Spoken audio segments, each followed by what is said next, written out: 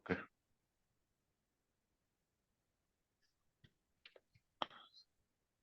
So ఇప్పుడు క్లాస్లో మనం అక్రూవల్స్ గురించి చెప్పుకున్నాం.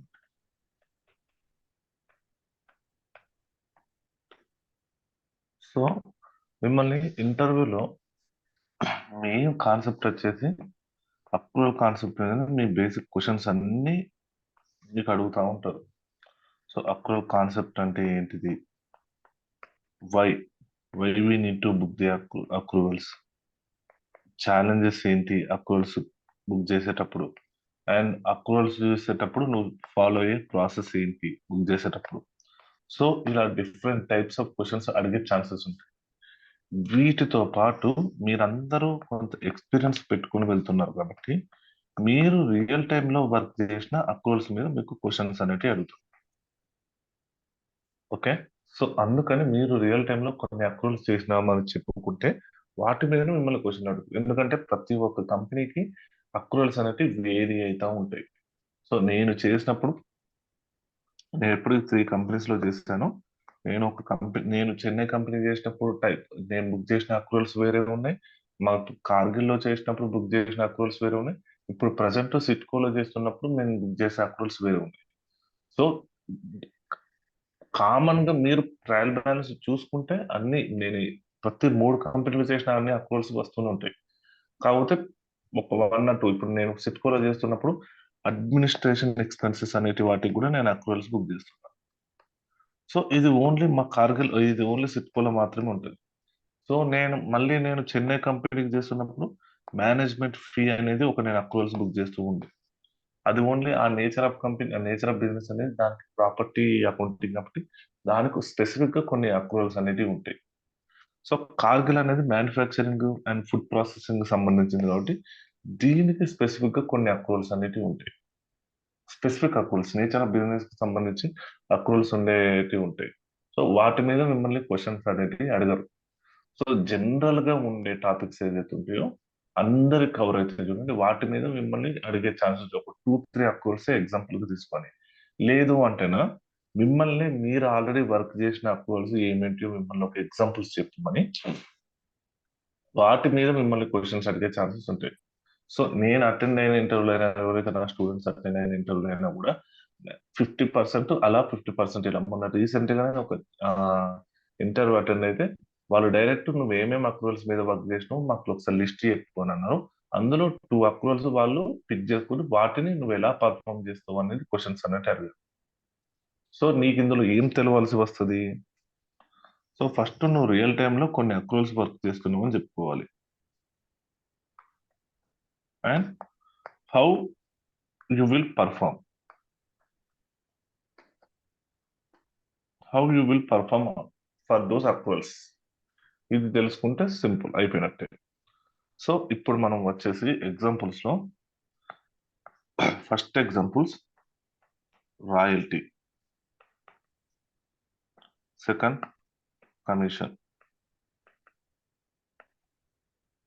Third GIT అక్రూవల్స్,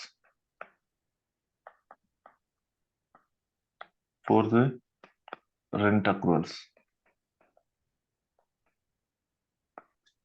fifth electricity. So ఇవన్నీ మీ నోటెడ్ ఉండాలండి, ఎందుకంటే వాళ్ళు మిమ్మల్ని అడిగే క్వశ్చన్ నువ్వు ఏమేమి అక్రూవల్స్ మీద వర్క్ చేసావు అనే క్వశ్చన్ అడుగుతారు. సో మళ్ళీ మీరు ఏదో బట్టి పట్టినట్టు అలా కాకుండా ఆ రోజు మీరు కరెంట్లీ వర్క్ చేస్తున్నట్టు మీరు ఇంటర్వ్యూ ఇచ్చే టైంకి సో మీరు చేసే వర్క్ అక్రూవల్స్ గురించి మళ్ళీ పెద్దగా ఆలోచించాల్సిన అవసరం ఉండదు. మీకు నోటెడ్ అంటే ఎందుకంటే ఎవ్రీ మంత్ మనం వీటి మీదనే చేస్తున్నాం కాబట్టి మనకి నోటెడ్ అయితే సో వాళ్ళు అడిగిందంటేనే ఇమ్మీడియట్ గా చెప్పేటట్టు ఉండాలి. And booking of bad debts and tax accruals, eighth royalty, commission, GIT, rent, electricity, recharge అక్రూవల్స్.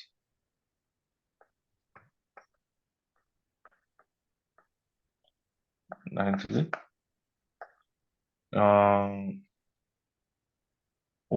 Plant related అక్రూవల్స్.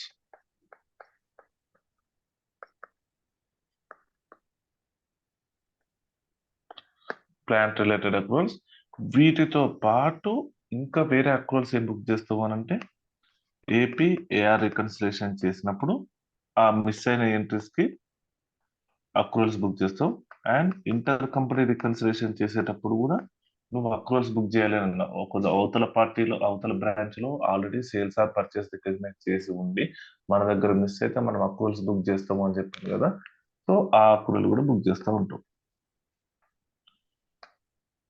ఓకేనా. సో ఇవి రెండు ఏపీఆర్ రికన్సిలేషన్ అప్పుడు ఇంటర్ కంపెనీ రికన్సిలేషన్ నువ్వు బుక్ చేసే అక్రూవల్స్ ఒకటి. అండ్ రియల్ టైమ్ లో నువ్వు ఈ అక్రూవల్స్ బుక్ చేస్తున్నావు అని చెప్పుకోవచ్చు డైరెక్ట్. ఓకే.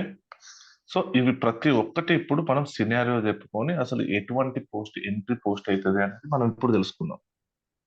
సో అండ్ ముందుగా చెప్పే బదులు మీకు స్టాండర్డ్ ఎంట్రీస్ అనేది మీకు అందరికి ఐడియా ఉన్నది కదా.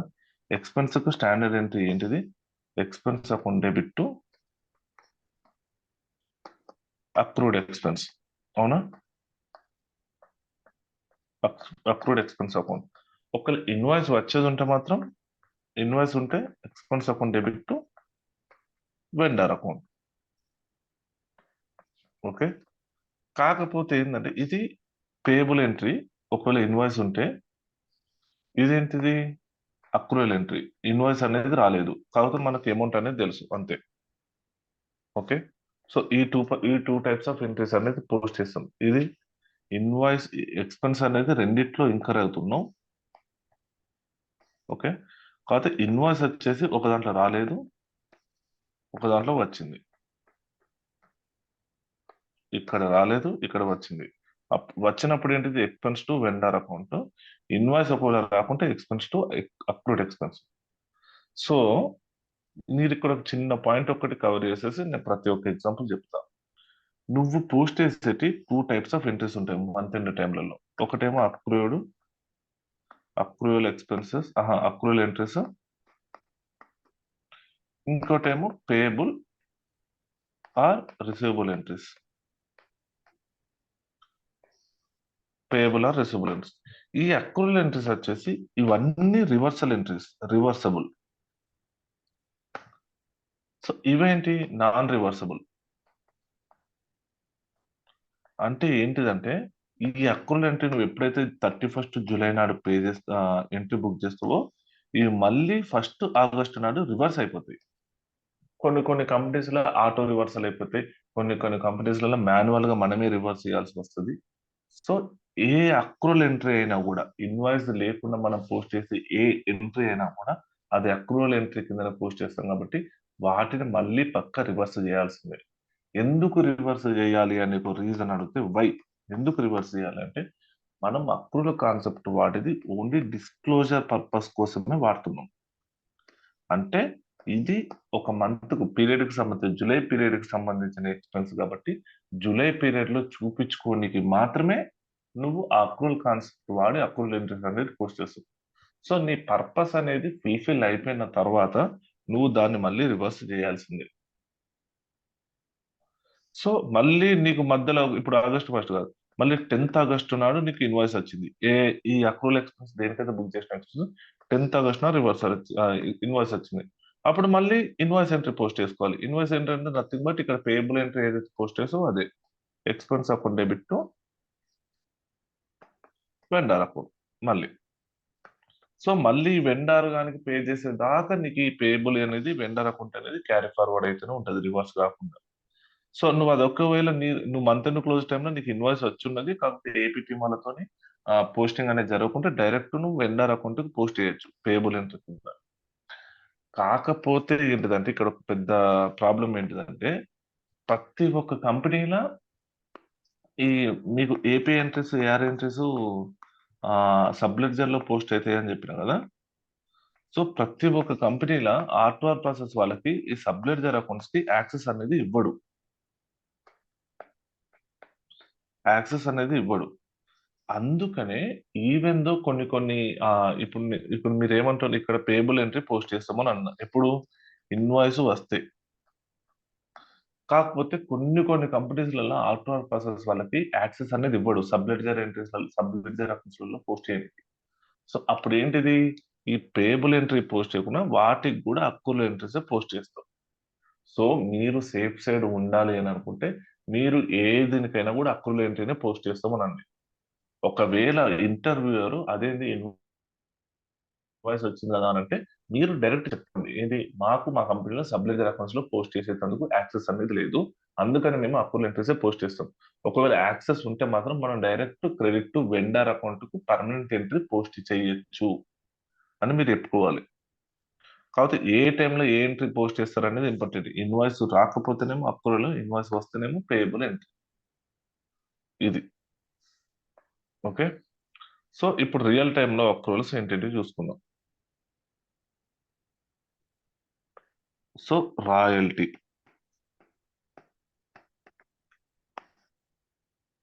రాయల్టీ. సో మీరు చెప్పే first one of the examples royalty. So royalty ఎప్పుడు వస్తది అని అంటే ఫస్ట్ ఇన్సిడెంట్ ఏదన్నా పేటెంట్ గానీ, ఏదన్నా కాపీరైట్ గానీ, ఏదన్నా ట్రేడ్ మార్క్ గానీ మనం యూజ్ చేసుకొని మన గూడ్స్ అమ్ముకున్నాం అనుకో, ట్రేడ్ మార్క్ గానీ, ఏదైనా రాయల్టీ గానీ, ఏదన్నా నేమ్ గానీ, ఏదన్నా యూజ్ చేసుకొని మనం గూడ్స్ అమ్ముకుంటే, ఆ టైంలో ఆ ట్రేడ్ మార్క్ ప్రొవైడ్ చేసిన వాళ్ళకి మనం రాయల్టీ పే చేయాల్సి వస్తది. ఓకే. సో ఇది మామూలు సినారియో, ఎందుకు పే చేస్తున్నారు అనే సినారియో అయితే అడగరు. కాకపోతే అడుగుదా మాత్రం మీరు ఈ డైరెక్ట్ డెఫినేషన్ చెప్పుకోవచ్చు. ట్రేడ్ మార్క్ గానీ, ఏదైనా పేటెంట్స్ గానీ, ఏదైనా కాపీరైట్స్ గానీ యూజ్ చేసుకొని మనం ఏదన్నా ఇన్కమ్ అనేది జనరేట్ చేసేసుకుంటే, ఎవరిదైతే ట్రేడ్ మార్క్ యూజ్ చేస్తామో వాళ్ళకి మనం రాయల్టీ అనేది పే చేయాల్సి వస్తుంది ఎక్కడైనా. మన కంపెనీలో ఏంటంటే మేము వియత్నాంలో మా గూడ్స్ మాదేదైతే ప్రొడ్యూస్ ఉందో వేరే వాళ్ళ లేబుల్ వేసుకొని మేము సేల్ అనేది చేసుకుంటూ ఉండేది. సో అలా చేసుకుంటూ ఉన్నప్పుడు మేము వాళ్ళకు రాయల్టీ పే చేయాల్సి వచ్చేది. సో అదేంటిది రాయల్టీ అనేది? సేల్స్ బేస్ మీద. సేల్స్ ఎంతైతే వాటి మీద రాయల్టీ పర్సంటేజ్ అనేది ఉంటది. సో ఈ ఎంత సేల్స్ అయితే అంత రాయల్టీ పర్సంటేజ్ మేము రాయల్టీ క్యాలిక్యులేట్ చేసేసి మేము వాళ్ళకి పేమెంట్ అనేది చేసేది. సో మేము చేస్తున్న రాయల్టీ ఎక్స్‌పెన్స్ అయితే. ఒకవేళ రాయల్టీ ఇన్కమ్ అయిందనుకో, మన కార్గిల్ లోగోని వేరే వాళ్ళు వాళ్ళ గూడ్స్ ప్రొడ్యూస్ చేసేసి మన కార్గిల్ లోగోని ఎవరన్నా యూజ్ చేసుకొని అంటే ఐ మీన్ కార్గిల్‌లో చేస్తున్నప్పుడు ఎవరన్నా మన కార్గిల్ లోగోని యూజ్ చేసుకొని వాళ్ళ గూడ్స్ అనేది అమ్ముకుంటే వాళ్ళు వాళ్ళు మనకు రాయల్టీ పే చేయాల్సి వస్తది. అప్పుడేంటి రాయల్టీ వచ్చేసి ఇన్కమ్. ఓకే. మనం ఒకవేళ రాయల్టీ పే చేయాల్సి వస్తే, మనం ఎవరిదైనా copyright, trade mark, patent use చేసుకొని మనం ఇన్కమ్ జనరేట్ చేసుకుంటే, ఇన్కమ్ అంటే ఇన్ ద సెన్స్ ఇక్కడ సేల్స్ జనరేట్ చేసేసుకుంటే, మనం ఆ ఓనర్‌కి మనం రాయల్టీ పే చేయాల్సి వస్తది. అప్పుడు రాయల్టీ ఈస్ అన్ ఎక్స్‌పెన్స్. ఒకవేళ మన ట్రేడ్ మార్క్, మన లేబుల్, మన కాపీరైట్, మన టెక్నాలజీ యూజ్ చేసుకొని వేరే వాళ్ళు ఏదైనా ఇన్కమ్ జనరేట్ చేసుకుంటే, వాళ్ళు మనకు రాయల్టీ పే చేయాల్సి వస్తది. సో, ఆ టైంలో రాయల్టీ అనేది ఇన్కమ్. ఓకే. సో, ఇది ఎవ్రి మంత్ మనం కాలిక్యులేట్ చేస్తామన్న. Every month. సో, దీనికి కావాల్సిన సోర్స్ డేటా ఏంటిది? Source is the most important thing ఇక్కడ. సోర్స్ డేటా ఏం కావాలి నీకు? సేల్స్ డేటా అనేది కావాలి. ఓకే. నీకు సేల్స్ డేటా ఇప్పుడు ఎస్ఏపీలోకి వచ్చిన తర్వాత నువ్వు సేల్స్ డేటా ఎస్ఏపీలో నుంచి పుల్ చేసుకోనికి ఉంటది. Pulling report. ఎస్ఏపీ నుంచి సేల్స్ డేటా అనేది పుల్ చేసేసుకోవచ్చు. లేదా నీకు సేల్స్ టీమ్ ఉంటది. ఏది రీజనల్ సేల్స్ టీమ్ అనేది ఉంటది. వాళ్ళు ఎవ్రి మంత్ నీకు సేల్స్ డేటా పంపిస్తారు. ఎవ్రి మంత్ సేల్స్ డేటా అనేది పంపిస్తారు. ఏ సేల్స్ డేటా? ఆ రాయల్టీ యూజ్ చేసేసుకున్నది మన సేల్స్ ఎంతున్నాయి. ఆ రాయల్టీ అంటే కాపీరైట్ గాని, పేటెంట్ గాని యూజ్ చేసుకున్న ప్రొడక్ట్స్ యొక్క సేల్స్ డేటా మనకు పంపిస్తారు. ఇది మనకు ఒక ఎక్సెల్ ఫార్మాట్ లో వస్తది. లేదా మనం ఎస్ఏపీ నుంచి మనం కూడా పుల్ చేసుకోవచ్చు. ఓవరాల్ సేల్స్ డేటా మనం పుల్ చేసుకొని, మనం ఆ రీజియన్ క్రైటీరియా ఏదైతే ఉంటదో ఆ క్రైటీరియాని ఫిల్టర్ చేసేసుకుంటే మనకు డేటా వస్తది. సో ఎలాగైనా ఫస్ట్ సోర్స్ రిక్వైర్మెంట్ ఏంది కావాలి డేటా? మనకు సేల్స్ డేటా అనేది కావాలి. అది ఎక్కడి నుంచి వచ్చే సోర్స్ అంటే ఎస్ఏపీ నుంచి అయినా పుల్ చేసుకుంటూ లేకుంటే సేల్స్ టీమ్ వాళ్ళు అయినా పంపిస్తూ ఉంటారు. ఓకేనా? సో అలా పంపించిన దాంతోటి మనకు ప్రీవియస్ వర్కింగ్స్ అనేటివి ఉంటాయి గదా! ఇదే ప్రాసెస్ ప్రతి ఒక్క దానికి ఉంటది. సో ఒక్క ఒక్క ఎక్స్‌పెన్స్‌కి చెప్తాను.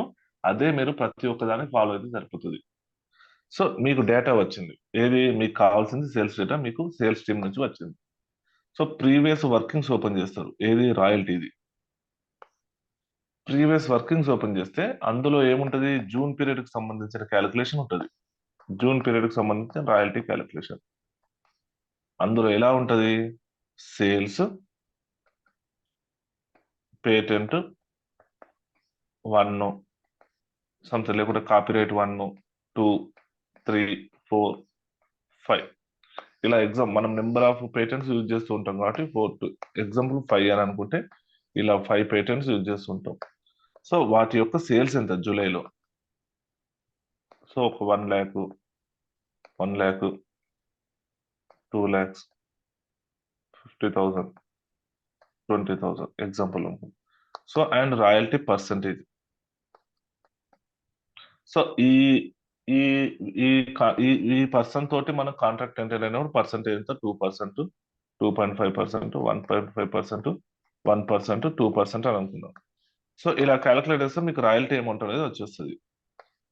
అవునా, 2,000, 2,500, 3,000, 500, 4,000. సో ఇలా రాయల్టీ అమౌంట్ వచ్చిన తర్వాత ఈ అమౌంట్ ని మనం అక్రూవల్ కింద బుక్ చేస్తాం. ఇది మనకు వచ్చిన డేటా తోటి మనం ప్రిపేర్ చేసిన రాయల్టీ అమౌంట్. ఈ రాయల్టీ అమౌంట్ ని మనం అక్రూవల్ కింద బుక్ చేయాలి. ఇక్కడ ఏంటిది, మనకు రాయల్టీ ఈజ్ అన్ ఎక్స్పెన్స్. అవునా, సో మనం ఎక్స్పెన్స్ బుక్ చేస్తున్నాం కాబట్టి మనకు ఆ పార్టీ నుంచి మనకు ఇన్వాయిసెస్ వచ్చినాయా, రాలేదు ఇంకా. కాదు, మనకు ముందే మన సేల్స్ బేస్ మీదనే వాడు ఇన్వాయిస్ పంపిస్తారు కాబట్టి మనకు ఆల్రెడీ అమౌంట్ అనేది తెలుసు, ఇన్వాయిస్ అనేది రాలేదు. అందుకని మనకు ఇన్వాయిస్ రాకుండా మనం పోస్ట్ చేసే ఎంట్రీ ఏంటి, అక్రూవల్ ఎంట్రీ. అవునా, సో రాయల్టీకి నువ్వు అక్రూవల్ ఎంట్రీస్ అనేది బుక్ చేస్తావు. సో స్టాండర్డ్ ఎంట్రీ వచ్చేసరికి expense account debit to accrued expense కదా, అక్రూడ్ ఎక్స్పెన్స్ అకౌంట్. సో ఈ ఎక్స్పెన్స్ బేస్ లో నీకు ఏమొస్తుంది, రాయల్టీ వస్తుంది అంతే. అంటే ఏంటిది, royalty account debit to accrued expense royalty. Royalty కోసం నీకు ఒక అక్రూడ్ ఎక్స్పెన్స్ ఉంటుంది, ఆ ఆ అకౌంట్ వాడుకుంటావు, లేదంటే రాయల్టీ పేయబుల్ అనే అకౌంట్ అయినా వాడుకుంటావు. సో ఏది వాడుకున్నా కూడా అది అక్రూవల్ ఎక్స్పెన్స్ కిందనే పడిపోతుంది నీకు. సో ఇలా ఈ ఎంట్రీ పోస్ట్ చేసిందంటే ఆ రాయల్టీ అక్రూవల్ యాక్టివిటీ అనేది కంప్లీట్ అయిపోతుంది. సో ఇక్కడ మీకు చెప్పనీకి సింపుల్ గా ఉన్నది, కానీ అక్కడ నీకు డేటా క్యాలిక్యులేషన్ అవన్నీ కొంచెం కాంప్లెక్సిటీస్ అనేటివి ఉంటాయి. కాకపోతే సింపుల్ గా మీరు చెప్పాలి అనుకుంటే సేల్స్ డేటా వస్తుంది, దానికి రాయల్టీ పర్సంటేజ్ ఎంత అనేది మాకు ఆ ఎవరైతే కాపీరైట్ ప్రొవైడ్ చేస్తారో వాళ్ళతో అగ్రిమెంట్ ఎంటర్ అయినాం కాబట్టి ఆ డేటా మనకు ఉంటుంది. ఆ డేటాని రిఫర్ చేసేసి వాళ్ళ పర్సంటేజ్ ఎంతనో మనం ఆల్రెడీ అప్డేట్ అయి ఉంటుంది. అండ్ ఈ కొత్త ఏదైతే జూలై బ్యాలెన్సెస్ ఉంటాయో జూలై బ్యాలెన్సెస్ అప్డేట్ చేసేసి రాయల్టీ అమౌంట్ క్యాలిక్యులేట్ చేస్తాం. ఈ క్యాలిక్యులేట్ చేసిన అమౌంట్ కి నువ్వు అక్రూవల్ ఎంట్రీ అనేది బుక్ చేసేసుకుంటావు. ఇదేంటిది, ఇది రివర్సల్ ఎంట్రీ. ఎందుకు, నువ్వు సేల్స్ డేటా పంపించిన తర్వాత వాడు నీకు ఇన్వాయిస్ అనేది పంపిస్తాడు. ఇప్పుడు రాయల్టీ ఎక్స్పెన్స్ కంటే ఇలా అయిపోయినా కానీ రాయల్టీ ఒక ఇన్కమ్ అయితే నీది, నీ ట్రేడ్ మార్క్ వేరే వాళ్ళు యూజ్ చేసుకుంటారు అని అన్నా. అవునా, అప్పుడు ఏంటిది, నువ్వు ఎలా బుక్ చేసుకుంటావు, ఏది revenue, I mean accrual entry నీకు ఇన్కమ్ కింద. నీకు ఎవ్రీ మంత్ నువ్వు ఎవరికైతే ప్రొవైడ్ చేసినావో వాళ్ళు నీకు సేల్స్ డేటా పంపిస్తారు. Sales data every month sales data పంపిస్తారు. ఈ పంపించిన సేల్స్ డేటాని పే చేసుకొని నువ్వు రాయల్టీ నీకు ఇన్కమ్ ఎంత ఉన్నది అనేది క్యాలిక్యులేట్ చేసుకుంటావు. ఓకేనా, సో రాయల్టీ ఇన్కమ్ ఎంత అనేది సేమ్ సేమ్ ఇదే పర్చేజెస్ కి ఎలాగైతే నువ్వు sales data plus royalty into something ఎలాగైతే చేసేసుకున్నావు ఎక్స్పెన్సెస్ కి, సేమ్ సేల్స్ కూడా ఉండేది ఉంటే సేల్స్ పర్సంటేజ్ రాయల్టీ సేమ్ అదే టెంప్లెట్ లో నీకు అమౌంట్ అనేది అరైవ్ అవుతావు. ఈ అమౌంట్ కు నువ్వు ఆ అక్రూడ్ ఇన్కమ్ ఏదైతే ఉన్నా ఆ ఎంట్రీ ప్రొసెస్ చేసుకుంటావు. సో ఎంట్రీ ఏముంటది, income receivable account debit to income accrued income అంటే income receivable, accrued income account debit to income account. So ఇది ప్లేస్ లో నీకు రాయల్టీ అనేది వస్తుంది, accrued royalty account debit to royalty account. So royalty వచ్చేసి నీకు credit side PN account, మళ్ళీ అక్రూడ్ రిసీవబుల్ కాబట్టి current assets and balance sheet లో పడిపోతుంది. సో ఇలా రాయల్టీ ఎక్స్పెన్స్ కి రాయల్టీ ఇన్కమ్స్ నువ్వు అక్రూవల్ బుక్ చేస్తావు. సో నువ్వు ఎప్పుడు చేస్తావు అని అంటే, నీకు సేల్స్ డేటా అనేది కావాలి కాబట్టి సేల్స్ డేటా ఫైనలైజ్ అయిపోయిన తర్వాత ఈ రాయల్టీ అక్రూవల్స్ అనేది బుక్ చేస్తావు. సేల్స్ డేటా ఫైనలైజ్ అయిపోవాలి అని అంటే నీకు ఎప్పుడు అయిపోతుంది? డే 1 నాడు ఏపీఏఆర్ రికన్సిలేషన్ చేసినప్పుడు నీకు సేల్స్ డేటా అనేది ఫైనలైజ్ అయిపోతుంది. సో దీని డెడ్ లైన్, దీని డ్యూ డేట్ ఎప్పుడు స్టార్ట్ అవుతుంది? వర్క్ డే +2 నాడు స్టార్ట్ అవుతుంది. ఎందుకంటే వర్క్ డే+1 నాడు నువ్వు ఏపీఏఆర్ రికన్సిలేషన్ అనేది కంప్లీట్ చేసేస్తావు కాబట్టి. ఓకే, నువ్వు చెప్పుకునేటప్పుడు కూడా on work day 2 I will work on the royalty accrual. For the royalty accruals I need the sales data from the sales team, or else I will also get it from the SAP ERP. After pulling the SAP sales data, I will take the previous workings of the June period, and I will update all the balances related to the July period. And after getting the royalty amounts, I will prepare the journal entry for the royalty approval, and I will post it to the SAP. So ఇలా simple గా మీరు simple words లో చెప్పేది ఉంటే మనకి అర్థం, okay వీడు చేసిండు, మనం చెప్పే ప్రాసెస్ కూడా అలానే ఉంటుంది, చేసిండు అని ఫిక్స్ అయిపోతారు. So if the royalty is an income, I will get every month I will get the sales data from the concerned party, and I will take the previous workings. If I am working for the July period, I will take the workings of the June period, and I will update all the sales data which I got from the customers, ఎవరైతే contact persons ఉంటారో, which I got from them, and I will update in the July period. And with the I will also get the royalty percentages from the agreement we have entered, and I will update all those percentages in the workings, and in the result I will get the royalty income, which I will book as a accrual for the July period. అలా so మీరు అలా చెప్పుకోవాలి. Royalty expense గురించి, income గురించి అడుగుతుంటే same ఇదే, ఇప్పుడు నేను ఏదైతే చెప్పినో అదే మీరు రిపీట్ చేసేస్తే అయిపోతుంది అక్కడ. సో ఇది రాయల్టీ ఎక్స్పెన్స్ గురించి. కమిషన్. కమిషన్ అంటే ఏంటిది? నీకు ఏదన్నా సేల్స్ జరిగినప్పుడు నీకు ఒక ఏజెంట్ని అపాయింట్ చేసుకుంటాం, ఒక రీజియన్ కి. ఆ ఏజెంట్ ని అపాయింట్ చేసుకుని వానికి కమిషన్ అనేది ఇస్తావు. నీకు సేల్స్ ఏజెంట్ అంటాడు, ఒకవేళ హోల్సేలర్ కానీ ఏజెంట్ కానీ ఎవరున్నా కూడా వాళ్ళకి కమిషన్ ఇస్తారు, సేల్స్ కమిషన్ అని. లేకుంటే హోల్సేలర్ ఎవరన్నా ఉండేది ఉంటే వాళ్ళు మన గూడ్స్ ఇంత క్వాంటిటీ సేల్ చేస్తే వాళ్ళకి ఇంత కమిషన్ అనేది ఉంటుంది. సారీ, కమిషన్ తో పాటు ఇన్సెంటివ్స్ కూడా ఉంటాయండి ఇందులో. మనం బుకింగ్ చేసేది ఇవన్నీ ఏంటిదంటే మన సేల్స్ పెరగడానికి మనం పెట్టే ఎక్స్పెన్సెస్ అంతే. ఇన్సెంటివ్స్ అయినా కమిషన్స్ అయినా రెండు సేమ్ కాన్సెప్టే.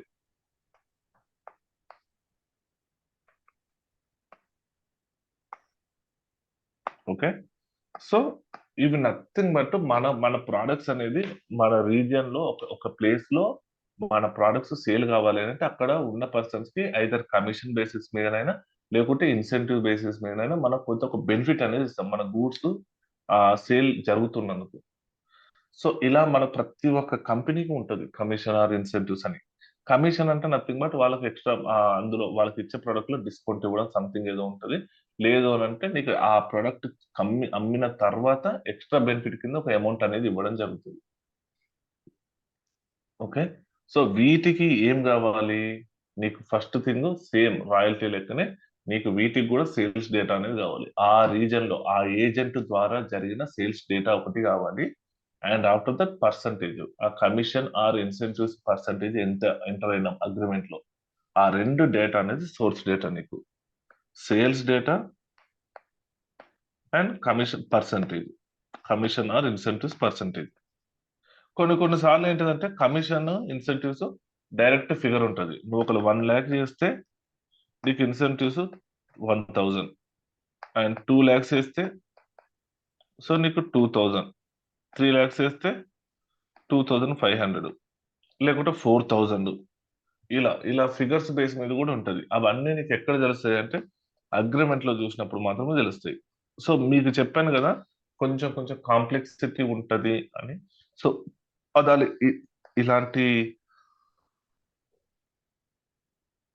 ఇలాంటి అగ్రిమెంట్ ఎంటర్ అయినప్పుడు, సో నువ్వు ఒక ఫిగర్ మీద నువ్వు ఒక అగ్రిమెంట్ ఎంటర్ అయితే వాళ్ళు ఏంది, ఫస్ట్ 1 lakh వరకు సేల్ చేస్తేనేమో నీకు 1000 కమిషన్, 1 lakh నుంచి 2 lakhs వరకు ఉంటే ఎవ్రీ 1 lakh ఇంక్రీజ్ కి ఒక 2% ఇస్తాము.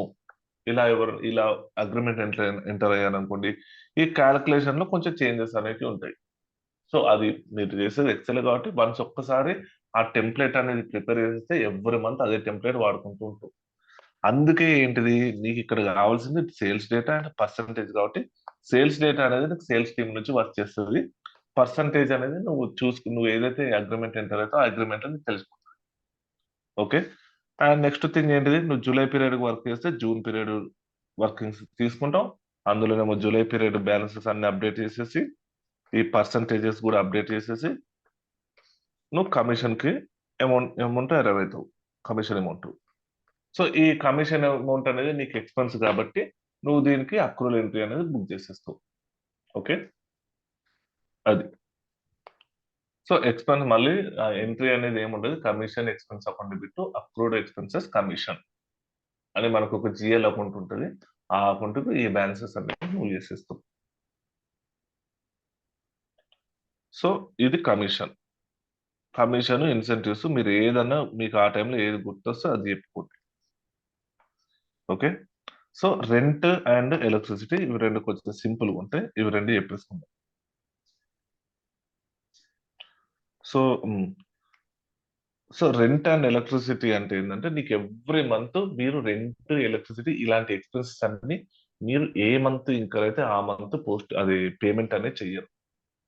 సో మీకు నెక్స్ట్ మంత్ ఇన్వాయిస్ వస్తుంది, నెక్స్ట్ మంత్ ఇన్వాయిస్ వచ్చినప్పుడు మీరు ఆ అమౌంట్ అనేది పే చేస్తారు, అవునా? సో ఇలాంటివన్నీ కంపల్సరీ 100% మీరు మన ఏంటి ఏపీ టీం వాళ్ళ దగ్గర నుంచి మిస్ అయ్యేది. సో మీరు ఏం చేస్తారు, మీ మీ దగ్గరికి డేటా వస్తది. ఏం డేటా? ఇప్పుడు ఒకళ్ళు రెంట్ తీసుకున్నారు అనుకోండి, మీరు ఎన్ని బిల్డింగ్స్ ఉన్నాయి, రెంట్ తీసుకుంటే మీరు ఎన్ని బిల్డింగ్స్లలో మీ బిజినెస్ అనేది ఉంది, ఎన్ని ఫ్యాక్టరీస్ ఉన్నాయి, ఎన్ని గోడౌన్స్ ఉన్నాయి. సో మనకు చాలా పెద్ద పెద్ద డేటా వస్తాయండి. ఏ ఎక్స్పెన్స్ చూసుకున్నా మీకు ఇక్కడ చాలా చిన్న చిన్న సింపుల్ గా చెప్తున్నానేమో, ఇన్సెంటివ్స్ కమిషన్ ఒక 4 లైన్లలో చెప్తామేమో కానీ కమిషన్ ఇన్సెంటివ్స్ అయితే కొన్ని వందల మందికి పే చేస్తాం మనం. ఇది రియల్ టైం వచ్చేసరికి కొన్ని వందల మందికి పే చేసినప్పుడు ఆ క్యాలిక్యులేషన్ ఫార్ములాస్ అవన్నీ కరెక్ట్ ఉంటున్నాయా లేదా, వాడి సేల్స్ డేటా కరెక్ట్ గా అప్డేట్ అయిందా లేదా, పర్సంటేజ్ కరెక్ట్ గా అప్డేట్ అయిందా, ఏమన్నా లిమిట్ ఏమన్నా పెట్టుకున్నామా, లేకుంటే కొన్ని కొన్ని సార్లు ఏంది 1 lakh 1,50,000 వరకు అయితే అసలు ఏం కమిషన్ లేదు, 1,50,000 కంటే ఎక్కువ ఉంటేనే కమిషన్ అనేది పే చేయడం జరుగుతుంది అని ఇట్లాంటి అగ్రిమెంట్లు ఎంటర్ అవుతాం అన్నట్టు. అలా ఎంటర్ అయినప్పుడు మనం క్యాలిక్యులేషన్ అనేది కరెక్ట్ చూసుకోవాలి, ఆ ఫార్ములా ప్రకారం ఉన్నదా లేదా, మళ్ళా అగ్రిమెంట్ లో ఎంటర్ అయిన దాని ప్రకారమే క్యాలిక్యులేషన్ ఉన్నదా లేదా, ఇలాంటివన్నీ చూసుకుంటాం అన్నట్టు. సో రెంట్ అక్రూవల్స్ అంటే మీరు రెంట్ టు రెంట్ పేయబుల్ అని ఎంట్రీ అనేది సింపులే. అయితే when it comes to calculation వచ్చేసరికి మాత్రం మీకు డిఫరెంట్ టైప్స్ ఆఫ్ రెంట్స్ అనేవి ఉంటాయి. ఒకటేమో అడ్మినిస్ట్రేషన్ ఆఫీస్ కి రెంట్, మ్యానుఫ్యాక్చరింగ్ ప్లాంట్లు ఉండేటందుకు ఒక రెంట్, గోడౌన్ గూడ్స్ అన్ని ఒక దగ్గర స్టోరేజ్ చేసుకునేందుకు ఒక రెంట్. సో ఇలా నెంబర్ ఆఫ్ రెంట్ టైప్స్ కూడా ఉంటాయి. సో మీకు ఈ డేటా అంతా మీకు వస్తుంది ఎక్కడి నుంచి, ఏపీ టీం వాళ్ళ దగ్గర నుంచి వస్తుంది. ఏపీ టీం వాళ్ళకేమో లోకల్ టీం దగ్గర నుంచి, లోకల్ మనం నువ్వు ఏదైతే కంట్రీకి సపోర్ట్ చేస్తున్నావో అక్కడ ఉన్న లోకల్ టీం వాళ్ళ దగ్గర నుంచి నీకు ఈ డేటా అంతా వస్తుంది. సో ఈ డేటాలో నీకు అగ్రిమెంట్స్ ఎంటర్ అయినాయి, ఆ రెంట్ పర్సంటేజ్, రెంట్ రేటు, అన్ని డీటెయిల్స్ ఉంటాయి. Number of premises we are in rent, so అది డీటెయిల్స్ అన్ని ఉంటాయి. సో ఈ డీటెయిల్స్ సోర్స్ డేటా అంతా తీసేసుకొని నువ్వు రెంట్ ఎంత అసలు యాక్చువల్ గా అయితే జూలై పీరియడ్ కి సంబంధించిన రెంట్ ఎక్స్పెన్స్ అమౌంట్ ఎంత అనేది ఫైనలైజ్ అయిపోయిన తర్వాత నువ్వు దానికి అక్రూవల్ ఎంట్రీ అనేది పోస్ట్ చేస్తావు. మళ్ళీ ఇక్కడ అక్రూవల్ ఎంట్రీ అంటే ఏదో పెద్దది ఏముండదు, expense account debit expense payable, rent account debit rent payable, that is and accrual entry and reverse mode అలా. సో ఎలక్ట్రిసిటీ కూడా సేమ్, నీకు ఎలక్ట్రిసిటీ రెంట్ అయితే ఎలాగైతే నేను చెప్తున్నాను, ఎలక్ట్రిసిటీ కూడా నీకు ఎవ్రీ మంత్ క్లోజ్ అయిపోయిన తర్వాత నీకు బిల్స్ వస్తూ ఉంటాయి, అవునా? క్లోజ్ అయిపోయిన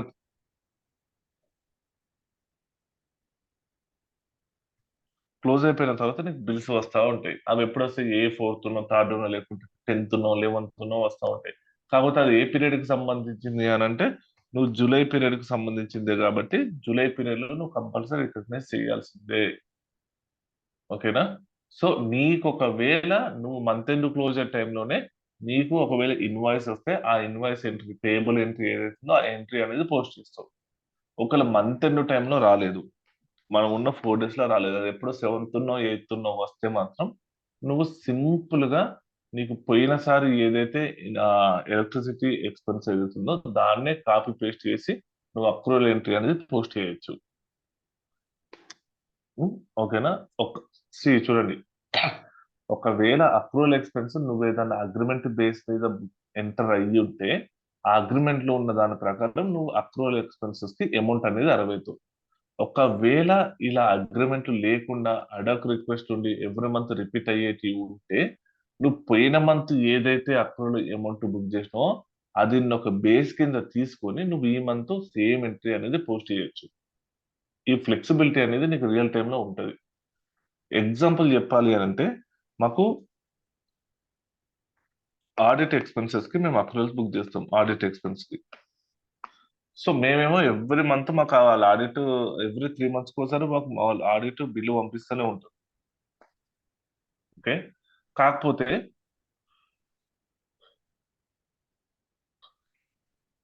మా దాంట్లో ఏంటంటే 6 months ఒకసారి ఇన్వాయిస్ పంపిస్తారు. ఆ ఇన్వాయిస్ అమౌంట్ ఎక్కువ ఉన్నా తక్కువ ఉన్నా మాకు ఇబ్బంది లేదు. కాకపోతే మేము ఎవ్రీ క్వార్టర్ అక్రూవల్ ఎంట్రీస్ అనేది బుక్ చేయాల్సి వచ్చినప్పుడు మాకు అమౌంట్ ఎంతో తెలవాలి. మేము అగ్రిమెంటా ఆడిట్ వాటికి నువ్వు వర్క్ చెయ్యి అని ఎంటర్ ఇవ్వగలవు, కానీ ఎంత అమౌంట్ అని ముందే ఫిక్స్ కాదు. సో వాళ్ళు బిల్స్ పంపించినప్పుడు వాళ్ళు పే చేస్తూ ఉంటారు. సో ఇలా వచ్చినప్పుడు ఏంటిది, మాకేమో ఎవ్రీ మంత్ అక్రూవల్ అనేది బుక్ చేయాలి అని అంటున్నారు. ఇన్వాయిసెస్ ఏమో వాళ్ళేమో రాదు, ఎంత అమౌంట్ అవుతుంది అనేది మనకు తెలీదు. సో అలాంటి వాటికి ఏంటిదంటే లేటెస్ట్ పీరియడ్ లో ఏదైనా ఇన్వాయిస్ వచ్చుంటే ఆ ఇన్వాయిస్ ని బేస్ చేసుకొని నువ్వు అక్రూవల్ ఎంట్రీ అనేది పోస్ట్ చేయాలి. సో ఫర్ ఎగ్జాంపుల్ నీకు ఆడిట్ చెప్తున్నా, నాకు లాస్ట్ జనవరిలో ఇన్వాయిస్ వచ్చింది. ఎంతకి? 60,000 కి. ఎన్ని పీరియడ్ కి? 6 months కి. 6 months కోసారి అన్న కాబట్టి అంటే ఏంటిది? 10,000 పర్ మంత్ ఎక్స్పెన్స్. ఇది నార్మల్ గా జరుగుతున్నప్పుడు. సో నువ్వు ఈ ఇన్వాయిస్ 60,000 ఇన్వాయిస్ ఏదైతే ఇస్తున్నారో ఆ ఇన్వాయిస్ ని బేస్ చేసేసుకొని లేటెస్ట్ గా నువ్వు అక్రూవల్స్ అనేవి పోస్ట్ చేస్తావు. ఏదైతే అమౌంట్ తెలియకుండా ఉన్నాయో, లేకుంటే నీకు అదేంటి ఆ, అంతే, ఎవరికి ఇన్వాయిస్ అనేది రాకుండా అమౌంట్ ఎంత అనేది ఎవరికి కన్ఫర్మేషన్ అనేది లేకుంటే దానికి ఒక అక్రూవల్ ఎంట్రీ అనేది పోస్ట్ చేసేస్తావు. సో ఇది రెంట్, ఎలక్ట్రిసిటీ వచ్చేసి ఇది.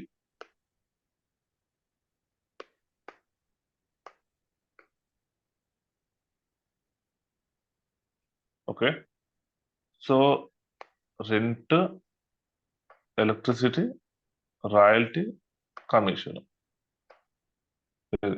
సో రిమైనింగ్ అక్రూవల్స్ గురించి ఇంకెన్ని ఉన్నాయి మనకు? ఇంకొక 4-5 ఉన్నాయి.